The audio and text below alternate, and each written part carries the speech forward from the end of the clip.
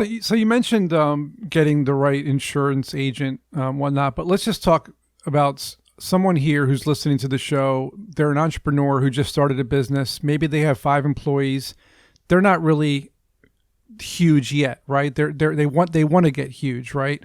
So what are some of the ways that maybe they're thinking about? Okay, now I think I should have workers' comp because 5 of my guys are out on the field. They might get hurt. How can they keep it kind of low where they're still able to make a profit in their business? Because if they're spending all their money on insurance, they're not going to make a profit. So how can you kind of balance having a good employee relationship, good workers comp, but also still make a profit? What do you recommend? So that's a very broad question, but a couple of things that immediately come to mind is being smart about who you hire.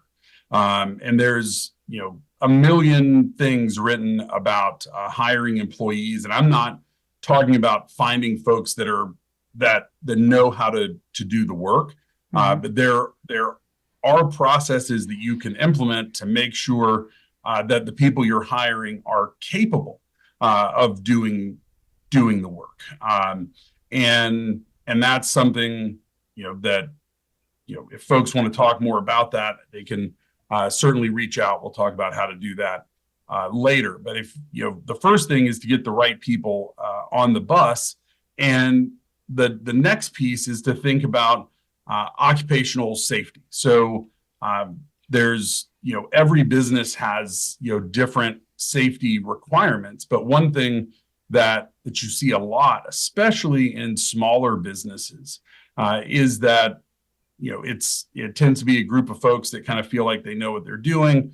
It's not become what you'd probably think of as a more sophisticated business, right? We're just out here trying to grow, and it's very tempting and very easy to shortcut the things that you should be doing. I mean, as a simple example, we have a pretty small business that cleans the gutters at our house. And when they were very small, I'm talking about like the founders and maybe one other person, they did not tie themselves off to secure themselves when they were on the roof. Ooh. But today, as they've grown, now when those fellas get on the roof, they have all the appropriate fall protection.